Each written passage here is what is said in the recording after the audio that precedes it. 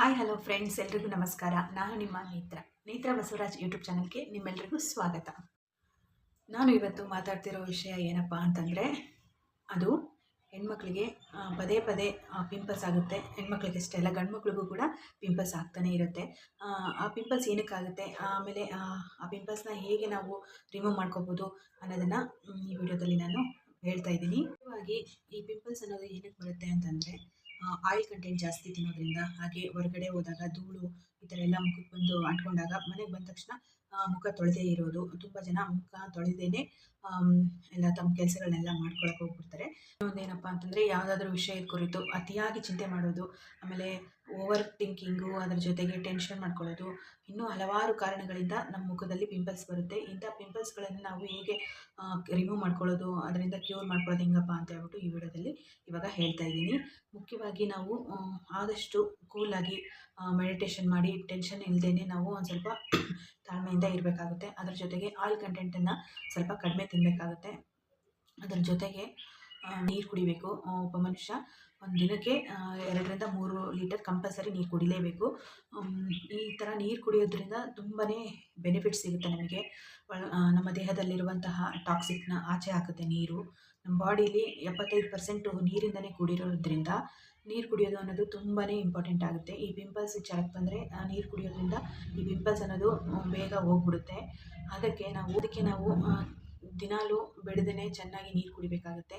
ನನಗೆ ನೀರು ಕುಡಿಯೋಕ್ಕೆ ನೆನಪಿರಲ್ಲ, ಅಥವಾ ನೀರು ಕುಡಿಯೋಕ್ಕೆ ನನಗೆ ದಣಿವೇ ಆಗಲ್ಲ ಅಂತ ಅನ್ನೋರು ಮೊಬೈಲಲ್ಲಿ ಅಲಾರಾಮ್ ಇಟ್ಕೊಂಡು ಒಂದೊಂದು ಗ್ಲಾಸ್ ಅಲಾರಾಮ್ ಮಾಡಿದಾಗೊಮ್ಮೆ ನೀರು ಕುಡಿಯೋದು ತುಂಬ ಒಳ್ಳೆಯದು ಅಂತಲೇ ಹೇಳ್ಬೋದು. ಹಾಗೆ ಅದ್ರ ಜೊತೆಗೆ ಆಯಿಲ್ ಕಂಟೆಂಟ್, ಆಗಲೇ ಹೇಳ್ದಂಗೆ ಆಯಿಲ್ ಕಂಟೆಂಟ್ನ ಕಡಿಮೆ ತಿನ್ನಬೇಕಾಗುತ್ತೆ. ಅದರ ಜೊತೆಗೆ ನಾವು ಆಚೆ ಹೋಗಿ ಬಂದಾಗ ಸ್ವಲ್ಪ ಕ್ಲೀನಾಗಿ ಮುಖ ತೊಳಿಬೇಕಾಗುತ್ತೆ. ಈ ರೀತಿ ಮೇಂಟೈನ್ ಮಾಡೋದ್ರಿಂದ ಆದಷ್ಟು ಪಿಂಪಲ್ಸ್ ಬರೋದನ್ನು ನಾವು ತಡಿಬೋದು.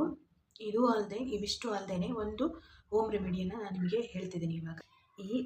ಈ ಲವಂಗವನ್ನು ನಾವು ಪುಡಿ ಮಾಡಿ ಆದರೂ ಯೂಸ್ ಮಾಡ್ಕೋಬೋದು. ಅಲ್ಲದೆ ಈ ರೀತಿ ಇರುತ್ತಲ್ವ ಲವಂಗ, ಇದನ್ನು ಸ್ವಲ್ಪ ಜಸ್ಟ್ ಹಿಂಗೆ ಕಟ್ ಮಾಡಿಕೊಂಡು, ಎಲ್ಲಿ ಪಿಂಪಲ್ ಇರುತ್ತೆ ಅಲ್ಲಿ ಹಿಂಗೆ ಇಟ್ಕೊಂಡ್ಬಿಟ್ಟು ನೈಟ್ ಮಲಗುವಾಗ, ಮೇಯ್ನಾಗಿ ನೈಟ್ ಮಲಗುವಾಗ ಆ ಪಿಂಪಲ್ ಮೇಲೆ ಹಿಂಗೆ ಇಟ್ಕೊಂಡು ಇದನ್ನು ಸ್ವಲ್ಪ ಪೌಡ್ರ್ ಮಾಡಿ ಯೂಸ್ ಮಾಡೋದು ತುಂಬ ಒಳ್ಳೆಯದು. ಇದು ಪಿಂಪಲ್ ಮೇಲೆ ಇಟ್ಕೊಂಡ್ರೆ ಇದು ಬಿದ್ದೋಗ್ಬಿಡುತ್ತೆ, ಹಾಸಿಗೆಯಲ್ಲಿ ಬಿದ್ದೋಗುತ್ತೆ, ಅದೇನು ಇಟ್ಕೊಂಡಿದ್ದು ಯೂಸ್ ಆಗೋಲ್ಲ. ಅದಕ್ಕೆ ನಾವು ಇದನ್ನು ಸ್ವಲ್ಪ ಪೌಡ್ರ್ ಮಾಡಿಬಿಟ್ಟು ಅದನ್ನು ಸ್ವಲ್ಪ ಹಿಂಗೆ ಉದುರಿಸ್ಕೊಂಡು ಹಿಂಗೆ ಅಂಟಿಸ್ಕೊಂಡು ನೈಟ್ ಫುಲ್ಲು ಬಿಟ್ರೆ ಅಂತಂದರೆ, ಬೆಳಗ್ಗೆ ಅನ್ನೋದ್ರೊಳಗಡೆ ಇಷ್ಟು ದೊಡ್ಡದಿದ್ದು ಒಂದು ಸ್ವಲ್ಪನಾದರೂ ಚೇಂಜ್ ಆಗೇ ಆಗಿರುತ್ತೆ. ನೀವು ಒಂದು ಸಲ ಟ್ರೈ ಮಾಡಲೇಬೇಕು. ಒಂದು ಸಲ ಟ್ರೈ ಮಾಡಿ ನೋಡಿ. ಆಮೇಲೆ ಒಂದಿನ ಇಷ್ಟು ಕಡಿಮೆ ಆಗಿರುತ್ತಲ್ವ, ಮತ್ತೆ ನೆಕ್ಸ್ಟ್ ಡೇ ಇನ್ನೊಂದು ಸಲ ಮತ್ತೆ ಇದೇ ರೀತಿಯೇ ಹಚ್ಕೋಬೇಕಾಗುತ್ತೆ. ಈ ಥರ ಹಾಕ್ಕೊಳ್ಳೋದ್ರಿಂದ 2-3 ದಿನದೊಳಗಡೆ ಆ ಪಿಂಪಲನ್ನು ನಾವು ಕಡಿಮೆ ಮಾಡಿಕೊಂಡು ಅದನ್ನು ರಿಮೂವ್ ಮಾಡ್ಕೋಬೋದು. ನನಗೆ ಇವಾಗ ಅದನ್ನು ಮಾಡಿ ತೋರಿಸೋಣ ಅಂತಂದರೆ, ನನಗೆ ಇವಾಗ ಪಿಂಪಲ್ಸ್ ಬಂದಿಲ್ಲ. ಪಿಂಪಲ್ಸ್ ಬಂದಾಗ ನಾನು ಇದೇ ರೀತಿಯೇ ಮಾಡ್ಕೊಳ್ಳೋದು.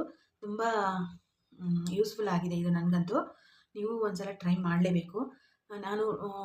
ನಾನು ಸ್ವತಃ ನಾನೇ ಟ್ರೈ ಮಾಡಿಬಿಟ್ಟು ಇದನ್ನು ರಿಸಲ್ಟ್ ನಾನು ನೋಡಿದ್ದೀನಿ. ನೀವು ಕೂಡ ನಿಮ್ಮ ಮನೇಲಿ ಇದೇ ರೀತಿ ಟ್ರೈ ಮಾಡಿ.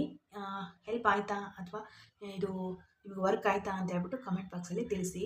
ನಮ್ಮ ಮನೇಲಿ ಯಾರಿಗೆ ಪಿಂಪಲ್ ಆದರೂ ಕೂಡ ನಾವು ಇದೇ ರೀತಿಯೇ ಈ ಲವಂಗನ ಪೌಡ್ರ್ ಮಾಡಿಕೊಂಡು ನೈಟ್ ಮಲಗುವಾಗ ಜಸ್ಟ್ ಅದ್ರ ಮೇಲೆ ಇನ್ನೊಂದು ಮೇಯ್ನು, ನೈಟ್ ಮಲಗುವಾಗ ಫೇಸ್ ಕ್ಲಿಯರಾಗಿ ವಾಶ್ ಮಾಡಿಕೊಂಡು ಇದನ್ನು ಅಪ್ಲೈ ಮಾಡಿಕೊಂಡು ಮಲಗಬೇಕು, ಆಯಿತಾ. ಮುಖ ತೊಳಿದೇನೆ ಇದನ್ನ ಹಾಕ್ಕೊಂಡ್ರೆ ಅಂತಂದರೆ, ಇದರ ಧೂಳಿರುತ್ತೆ ಮುಖದಲ್ಲಿ, ಧೂಳು ಜೊತೆಗೆ ಇದನ್ನು ಸೇರಿಸ್ಕೊಂಡು ಅದು ಏನಾಗುತ್ತೋ ಗೊತ್ತಿಲ್ಲ. ಅದಕ್ಕೆ ನಾವು ಯಾವಾಗಲೂ ಮುಖನ ಕ್ಲೀನಾಗಿ ತೊಳೆದ್ಬಿಟ್ಟು ಇಂಥವೆಲ್ಲ ಟ್ರೈ ಮಾಡಬೇಕಾಗುತ್ತೆ. ಈ ಒಂದು ಹೋಮ್ ರೆಮಿಡಿ ನಿಮಗೆ ಹೆಲ್ಪ್ಫುಲ್ ಆಗಿದೆ ಅಂತ ನಾನು ಅಂದ್ಕೊಂಡಿದ್ದೀನಿ.